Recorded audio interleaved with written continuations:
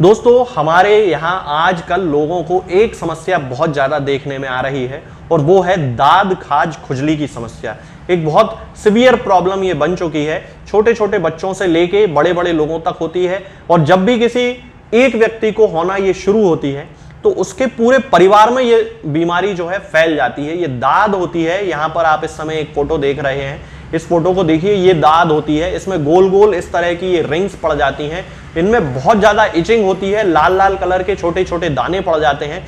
शुरुआती अवस्था में इसमें केवल इचिंग होती है और जब ये समस्या फैलती चली जाती है, बढ़ती चली जाती है, तो फिर काले काले निशान पड़ने लगते हैं और पेशेंट को इतनी ज्यादा तकलीफ हो जाती है कि खुजाते खुजाते, मतलब इचिंग के कारण जब उसको खुजली चलती है और जब वो स्क्रैच करता है, खुजाता है, तो उस खुजाने के कारण उसको बहुत ही ज्यादा तरीके से ब्लीडिंग होने लगती है। ये कंडीशन बहुत ज्यादा खराब हो जाती है और फिर उसके लिए वो तरह तरह का ट्रीटमेंट लेता है। अब प्रॉब्लम यहां पे ये जाती है दोस्तों कि जब भी वो एलोपैथी ट्रीटमेंट लेता है, यानी कि अंग्रेजी दवाइयां लेता है, तो अंग्रेजी दवाइयां जो होती हैं, एलोपैथिक मेडिसिन जिन्हें कहा जाता है, उसमें जो ऑइंटमेंट्स आते हैं, यानी कि जो क्रीम आती है लगाने वाली, जो दवाएं आती हैं खाने वाली, उससे पेशेंट 7-8 दिन तक तो ठीक रहता है, 15 दिन तक तो ठीक रहता है। उसके बाद उसकी दोबारा वही प्रॉब्लम शुरू हो जाती है और जब वो प्रॉब्लम होना शुरू होती है तो वो दुगनी इंटेंसिटी के साथ होती है, यानी कि जितनी खुजली पहले चल रही होती थी उससे भी ज्यादा तेजी के साथ फिर खुजली उसको चलने लगती है। तो ये जो समस्या होती है ये बहुत ज्यादा वो गंभीर बनती चली जाती है।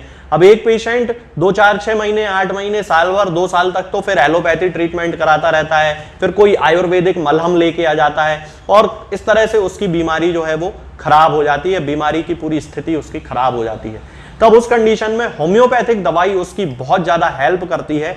बहुत अच्छे रिजल्ट होम्योपैथिक मेडिसिन से रिंगवर्म के, यानी कि दाद खाज खुजली के केसेस में मिलते हैं। आज मैं उसी से संबंधित एक मेडिसिन के बारे में आपसे बात करूंगा और वो मेडिसिन लगभग एक स्पेसिफिक मेडिसिन है दाद खाज खुजली के लिए। दाद खाज खुजली के जितने भी केसेस होते हैं उनमें से 95% मामलों में ये मेडिसिन 100% रिजल्ट दे देती है। तो चलिए दोस्तों शुरू करते हैं। मैं आपको बताता हूं टेल्यूरियम मेटालिकम के बारे में। ये मेरे पास इसकी 200 पोटेंसी रखी हुई है। टेल्यूरियम मेटालिकम इसका पूरा नाम होता है। तो आज इस वीडियो में मैं आपको बताऊंगा कि किस तरह से इसके सिम्टम्स होते हैं और किन सिम्टम्स के बेसिस पे हमें पेशेंट्स को ये दवा देनी चाहिए। सबसे पहले मैं आपसे बात करता हूं इसके स्किन के ही सिम्टम की। इसमें जो पेशेंट होता है, जैसा कि मैंने आपको बताया है कि स्किन में या शरीर के किसी भी हिस्से में जब रिंगवर्म की शिकायत हो, यानी कि जिसको दाद होने की शिकायत हो, उस दाद के लिए लगभग एक स्पेसिफिक मेडिसिन होती है। गोल गोल कलर के, गोल गोल तरह के, गोल गोल शेप के, गोल गोल आकार के और लाल लाल रंग के छोटे छोटे या बड़े बड़े सर्सिनेट्स पड़ते जाते हैं। वहां पे छोटे छोटे दाने पड़ते हैं, उन दानों में खुजली होती है बहुत ज्यादा। धीरे धीरे वो दाने बड़े होते जाते हैं, एक जगह से दूसरी जगह फैलते हैं। इस तरह के इसके स्किन के सिम्टम्स होते हैं। इसके साथ साथ ही ये हर्पीस के केसेस में भी बहुत ज्यादा बेनिफिट देती है यदि पेशेंट के सिम्टम से मैच करती है। ये जो दाने होते हैं इनमें बहुत ज्यादा इचिंग होती, बहुत ज्यादा खुजली चलती है। पेशेंट रात भर खुजाता रहता है, दिन भर खुजाता रहता है, एक रेस्टलेसनेस डेवलप हो जाती है, बिल्कुल वो शांति से रह ही नहीं पाता है, इतनी ज्यादा उसको इचिंग होती है। इसके साथ ही इसमें बहुत सारी तरह के इरप्शंस और भी देखे जाते हैं। जैसे कई सारे पेशेंट्स को कान के पीछे इरप्शंस हो जाते हैं। हालांकि कान के पीछे इरप्शन का जो सिम्टम है वो ग्रेफाइटिस में भी देखने को मिलता है। तो उस कंडीशन में दोनों मेडिसिन के बीच में डिफरेंशिएट करने की जरूरत होती है कि कौन सी मेडिसिन किस कंडीशन में हम पेशेंट को दे सकते हैं। इसके अलावा टेल्यूरियम मेटालिकम का जो पेशेंट होता है उसके पैर से बहुत ही ज्यादा बदबूदार पसीना आता है। मतलब खास ये सिम्टम टेल्यूरियम मेटालिकम के पेशेंट में देखा जाता है कि ओवरऑल पसीना पूरी बॉडी से आएगा, उसमें कोई ज्यादा स्मेल नहीं आएगी, लेकिन जब पैरों के पसीने की बात होती है तो उसमें पैरों से पेशेंट को बहुत ही ज्यादा पसीना आता है, बहुत ज्यादा उसमें स्वेटिंग होती है और बहुत ही बदबूदार उसमें पसीना आता है।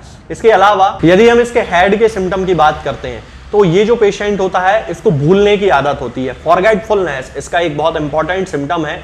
चूंकि उसको बहुत ज्यादा रेस्टलेसनेस है, पेशेंट की एक पूरी हिस्ट्री चलती है, एक पूरी कहानी चलती है। अब चूंकि उसको रेस्टलेसनेस बहुत है तो वो अपने काम पे कंसंट्रेट नहीं कर पाता है और कंसंट्रेट ना कर पाने के कारण उसको फॉरगेटफुलनेस हो जाती है। ऑब्वियसली जब हम किसी काम पे ध्यान नहीं देंगे तो उस काम के बारे में हमारी जो याददाश्त है वो ऑटोमेटिकली कमजोर हो जाएगी।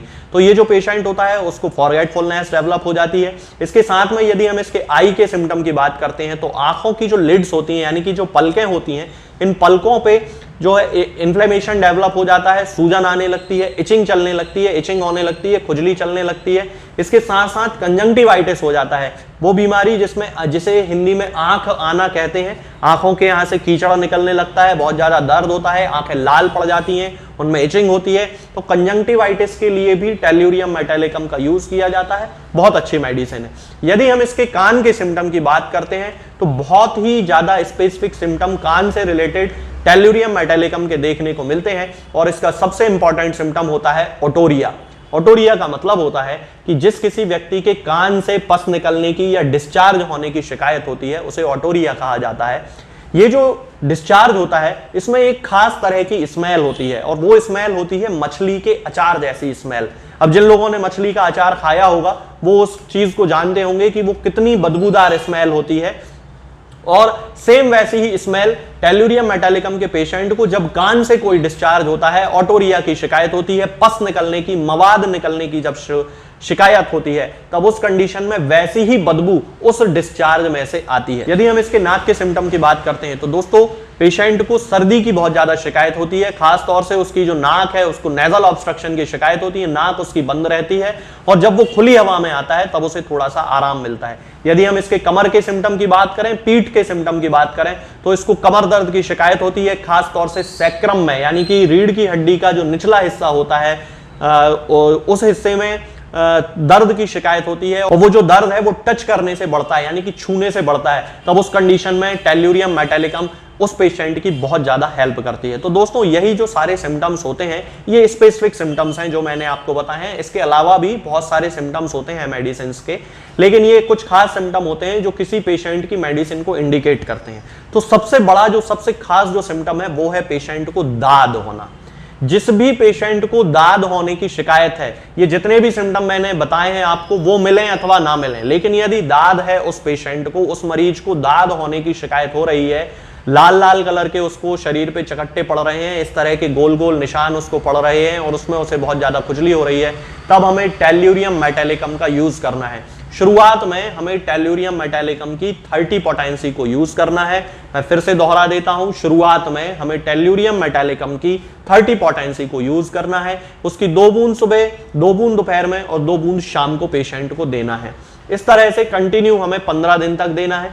15 दिन बाद हमें उसके डोज को 2 बूंद सुबह और 2 बूंद शाम को केवल कर देना है, और फिर अगले 1 महीने तक हमें उसको देना है। तो देखिए दोस्तों, दाद जितनी पुरानी होती है ठीक होने में उतना ज्यादा समय लेती है। तो यदि आपको ज्यादा पुरानी बीमारी है तो बिल्कुल हतोत्साहित होने की जरूरत नहीं है, परेशान होने की जरूरत नहीं है। धीरे धीरे आप ठीक होंगे, लेकिन होम्योपैथी से ही आप ठीक होंगे, ये आपको जानना बहुत ज्यादा जरूरी है। तो आप किसी भी कंपनी की लेके आ सकते हैं, सभी कंपनियां अच्छी हैं, चाहे आप SBL ले लो, चाहे आप WSI ले लो, चाहे आप रैगबैग ले लो। 30 पोटेंसी में शुरुआत में लेके आना है, और यूज करने का तरीका मैंने आपको बता ही दिया है। आज के इस वीडियो में दोस्तों फिलहाल इतना ही। आगे के वीडियोस में हम बात करेंगे कुछ नई बीमारियों के बारे में और उनकी होम्योपैथिक दवाओं के बारे में। तब तक के लिए जय हिंद।